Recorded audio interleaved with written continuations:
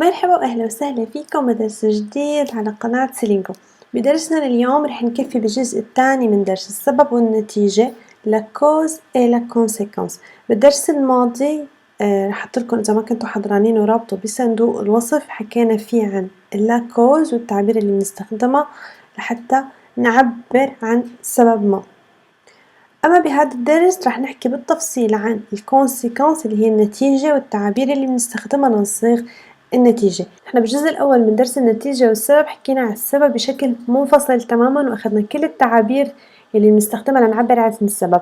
بهذا الدرس رح يكون التعابير اللي بنستخدمها لنعبر عن النتيجة، وبالمقابل حطيت لكم التعابير اللي بنستخدمها بالتعبير عن السبب مع معانيها والجمل تبعيتها وترجمتها بجدول خاص فيها على موقع سيلينجو. رح احط لكم رابط بصندوق الوصف لتضيفوا جدول لجداولكم وتحفظوهن كتير منيح. ونفس الشيء عملت بالنسبة للتعبير المستخدمة مع الأمثلة للتعبير عن النتيجة، وهيك فيكم تدرسون عن طريق الاختبارات الموجودة بالموقع، وهذا بيسهل عليكم كتير حفظهم وتميزوا أنه تعبير مستخدمة للسبب وأنه تعبير مستخدمة للنتيجة، لأنهم أساسا بالحياة العملية مستخدمين. يعني دايما بنحكي دايما شغلات أحداث صارت، حدث كان نتيجة لحدث ما، أو نتيجة حدثت نتيجة لحدث أو فعل ما. فيعني هنا من جهة الحياة اليومية مستخدمين بشكل كتير كبير، عشان هيك لازم نركز عليهم ونحفظهم. وهيك بتقدروا تميزوا كتير منيح بين التعابير اللي بنستخدمها لنعبر عن السبب والتعابير اللي بنستخدمها لنعبر عن النتيجة. فحنبتدي مع بعض. أول شي نقول شو هي النتيجة la conséquence. التعبير عن النتيجة يعني إظهار النتيجة أو العواقب أو التأثيرات يلي بتنتج عن إجراء ما أو فعل ما أو حدث ما. فمعنى نحن بيصير في حدث وهذا الحدث له عواقب أو نتائج، نحن هون بدنا نعبر عن هاي النتائج، ما بدنا نقول ليش شو السبب، بدنا نقول النتيجة. فالنتيجة هي حدث أو سلوك بينتج إما عن حدث آخر أو سلوك آخر. ومثل ما قلنا في مجموعة من التعابير اللي بنستخدمها لنعبر عن النتيجة، حنبتدي فيهم مع بعض. أول تعبير بنستخدمه اللي هو دونك اللي بيجي بمعنى إذن أو هكذا. فوقت يكون في دونك وراها بيكون الجملة اللي هي بتعبر عن نتيجة الحدث اللي صار. فحناخد مثال عليها j'ai froid donc je mets une veste. j'ai froid donc je mets une veste. أنا بردان إذن أنا أرتدي سترة. فالنتيجة هي أنا أرتدي سترة. لماذا؟ لأنني بردان. فدونك عطتني نتيجة الشعور بالبرد هو إنه أنا اضطريت ألبس سترة. j'ai froid donc je mets une veste. التعبير الثاني اللي بنستخدمه اللي هو alors كمان كتير مستخدم والفرنسيين كتير بيستعملوه بالحكي alors كل وقت بمعنى إذن أو لذلك. مثال tu as beaucoup travaillé alors tu as besoin d'une vacance. tu as beaucoup travaillé alors tu as besoin d'une vacance. لقد عملت كثيرا لذلك أو إذن أنت تحتاج إلى عطلة. فنتيجة أنه أنت اشتغلت كتير هالفترة أنت بتحتاج لعطلة باستخدام alors. عطينا وراها الجملة اللي بعدها عطتنا جملة conséquence، جملة نتيجة. التعبير الثالث كمان اللي بنستخدمه لحتى نعبر عن نتيجة اللي هو par conséquent. par conséquent بمعنى لذلك. مثال عليه par conséquence le recyclage est très important. par conséquence le recyclage est très important. لذلك إعادة التدوير اللي هو الريسيكلاج مهم جدا. فهون أنا أعطيت نتيجة إنه الريسيكلاج هو كتير مهم. par conséquent le recyclage est très important. كمان تعبير بنستخدمه لنعبر عن النتيجة اللي هو c'est pourquoi. c'est pourquoi أخذنا بالدرس الماضي pourquoi لحالة نعبر فيها عن سبب، أما بسي pourquoi أنا عم بحكي عن النتيجة بمعنى هذا السبب أو لهذا السبب أو من أجل ذلك الشيء أنا قمت بهذا الشيء، فهون أنا عم أعبر عن نتيجة. هناخد عليها مثال: Nous devons protéger ces témoins, c'est pourquoi il faut trouver d'autres moyens. Nous devons protéger ces témoins, c'est pourquoi il faut trouver d'autres moyens. فنحن علينا حماية هؤلاء الشهود، ولهذا السبب علينا إيجاد طرق أخرى. أوضح، نخلي الفكرة بشكل أوضح، أن نحن نحط يجب علينا إيجاد طرق أخرى لحماية هؤلاء الشهود.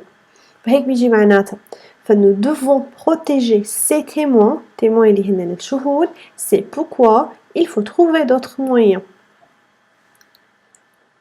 فنميز كتير منيح pourquoi لحالها بنعبر فيها عن سبب، أما c'est pourquoi بنعبر فيها عن النتيجة.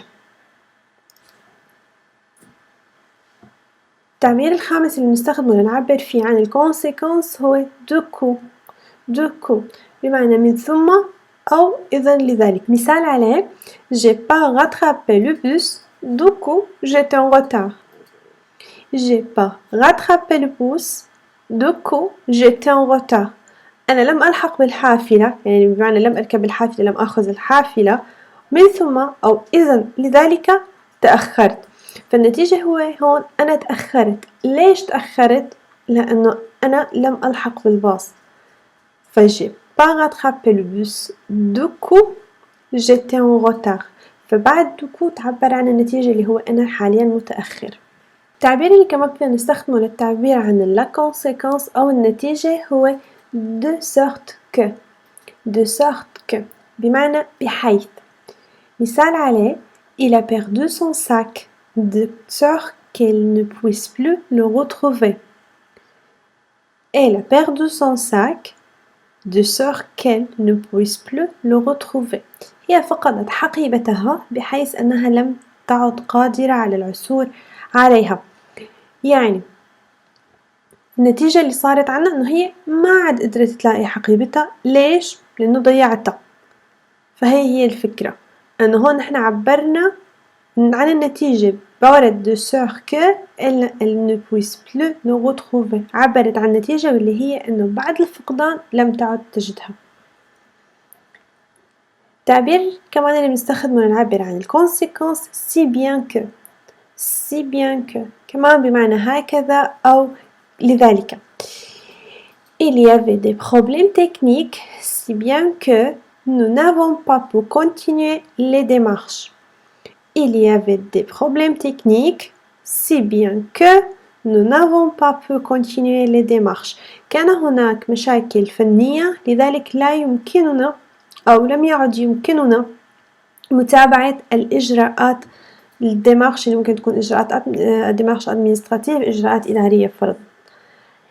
فنتيجة البروبليم تكنيك، المشاكل الفنية، ما عاد أو لم نعد نستطيع متابعة الإجراءات. فهون نحن بعد سيبيان كي عبرنا على نتيجة الحدث الأول واللي هو البروبليم تكنيك. التعبير كمان اللي ممكن نستخدمه سي بلس adjective que أو سي بلس adverb que. بعد السي إما بيجي عنا adjective اللي هي الصفة أو adverb اللي هو الظرف. فننتبه كتير، سي بلس adjective أو adverb وبعدها que بالجملة بيكون فيه. هناخد مثال عليها: Il est si motivé qu'il ne s'arrête pas à s'entraîner. Il est si motivé qu'il ne s'arrête pas à s'entraîner. motivé هنا جاي بمعنى adjective، هو متحمس. فهو متحمس أو إنه متحمس لدرجة أنه لا يتوقف عن التدريب. فنحن هون عبرنا عن نتيجة الحماس هذا، بما أنه متحمس ما عاد وقف يتدرب، فنتيجة حماسه هي عدم التوقف عن التدريب. Il est si motivé qu'il ne s'arrête pas à s'entraîner. كمان تعبير بنستخدمه لنعبر عن الكونسيكونس اللي هي tellement plus adjective أو adverb au que tellement بيجي معناتها إلى حد كبير أو بشكل كبير، وبيجي وراها إما صفة أو ظرف وبعدها بيجي que. Tu conduis tellement vite que nous allons arriver un quart d'heure avant l'heure prévue. Tu conduis tellement vite que nous allons arriver un quart d'heure avant l'heure prévue. أنت تقود بسرعة كبيرة بحيث أننا سنصل قبل ربع ساعة من الموعد المحدد.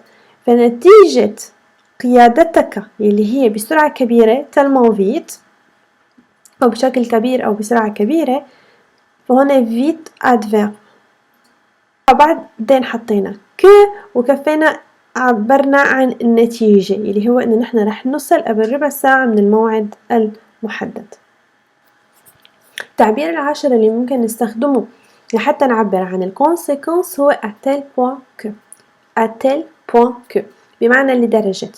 مثال عليه à tel point que je ne pouvais plus le regarder, cela me faisait pleurer. À tel point que je ne pouvais plus regarder, cela me faisait pleurer.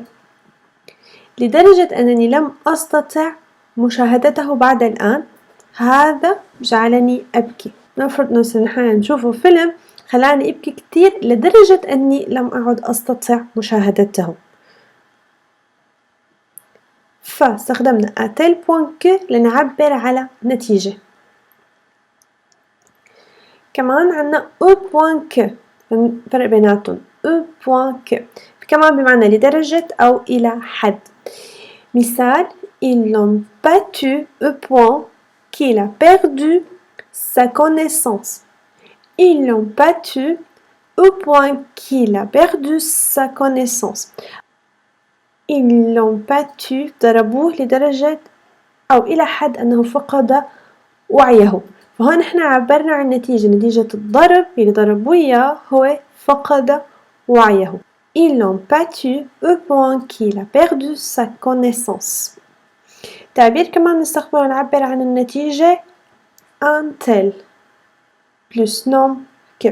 un tel إذا كان un tel للمذكر une telle féminin, de tel pluriel masculin, de tel pluriel féminin plus nom que.